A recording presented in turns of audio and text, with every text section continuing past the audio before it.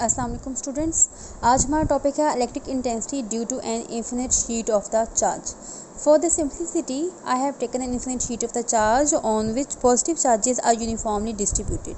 और हमने find out करनी है इलेक्ट्रिक इंटेंसिटी। तो इलेक्ट्रिक इंटेंसिटी हमने किस पॉइंट पे फाइंड आउट करनी है? तो आर्बिट्रेरली मैंने एक पॉइंट पी ले लिया है, that is outside from the sheet, और मैंने इस पॉइंट पी के ऊपर जो है वो इलेक्ट्रिक इंटेंसिटी फाइंड आउट करनी है। Again let me tell you that this is an application of the Gauss's law. This is actually the second application of Gauss's law, और इसमें हम Gauss's law को ही अप्लाई करेंगे यहाँ पर इलेक्ट्रिक फील्ड फाइंड आउट करने के लिए। तो जैसे कि मैंने आपको लास्ट लेक्चर में भी बताया था कि जब भी किसी पॉइंट के ऊपर आपने किसी सरफेस के ऊपर आपने Gauss's law को अप्लाई करना होता है, किसी पॉइंट के ऊपर आपने Gauss's law की हेल्प से इलेक्ट्रिक इंटेंसिटी फाइंड आउट करनी होती है, तो वहाँ पर आपको सबसे पहले एक गॉसियन सरफेस ड्रॉ करनी होती है। और इस तरीके से कि गॉसियन सरफेस जिस पॉइंट के ऊपर आपने फाइंड आउट करनी है इलेक्ट्रिक इंटेंसिटी, वहाँ से भी पास हो, सरफेस में भी से भी पास हो। तो हम for the case of the simplicity हम यहाँ पे एक ऐसी जो है वो सरफेस ड्रा करने लगे हैं, गॉसियन सरफेस, जो कि कुछ सिलेंड्रिकल फॉर्म में हो गया। अब ये सिलेंडर जो है ये इस सरफेस बैक से आ रहा है और इस सरफेस में से पास होता हुआ, ये सरफेस में से पास हुआ और ये आगे की तरफ जो है ये आपको निकलता हुआ ये इस तरीके से कुछ दिखाई देगा। Now you can see that we are having 3 sides और 3 surfaces of this imaginary Gaussian surface cylinder.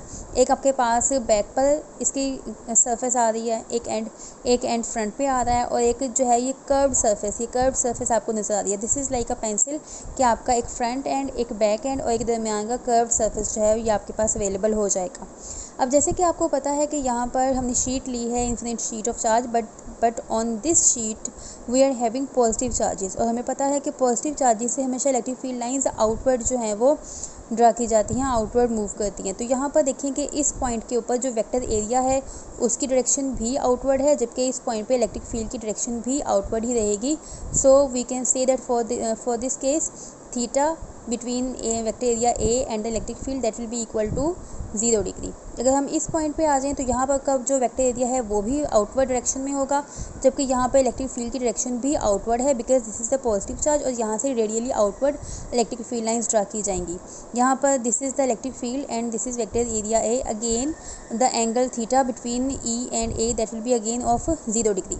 लेकिन अगर हम इस कर्व्ड पार्ट पे आ जाएं तो इस कर्व्ड पार्ट के ऊपर अगर आप देखेंगे तो इलेक्ट्रिक फील्ड जो है वो आउटवर्ड या इनवर्ड की फॉर्म में ड्रा की जाएगी, जबकि वेक्टर एरिया जो है वो इस तरीके से 90 का एंगल बनाता हुआ जाएगा। तो यहाँ पर एंगल जो है वो 90 का बन जाएगा। तो फॉर दिस केस आपके पास थीटा जो है वो आपके पास आ जाएगा 90 डिग्री। अब हम थोड़ा सा पीछे चलते हैं। हमें पता है कि इलेक्ट्रिक इंटेंसिटी को हम फाइंड आउट कर सकते हैं by using the Gauss's law. और गॉसेस लॉ आपके पास क्या था? गॉसेस लॉ था हमारे पास phi is equal to Q over epsilon naught. This is the equation number 1. This is actually the equation of the Gauss's law. But we can also find out the flux by using its definition. और definition क्या थी? That flux is equal to dot product of electric field intensity and the vector area I. This is our equation number 2.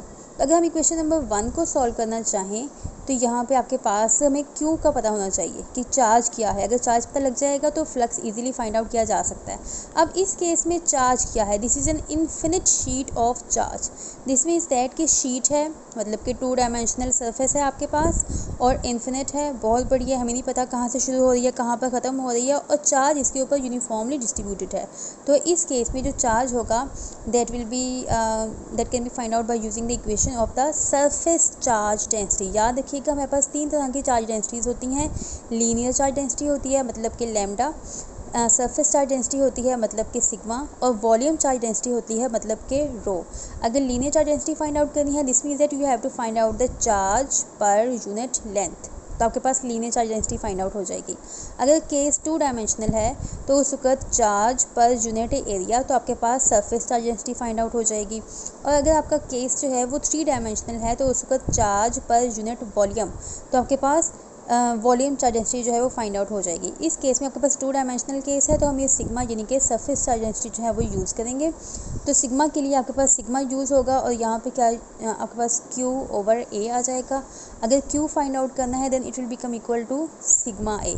और simply Q is equal to sigma A की value को आप equation number 1 में put करेंगे by putting in equation 1। तो आपके पास equation बन जाएगी फाई की, that phi is equal to sigma A over epsilon nought. This is our equation number 3।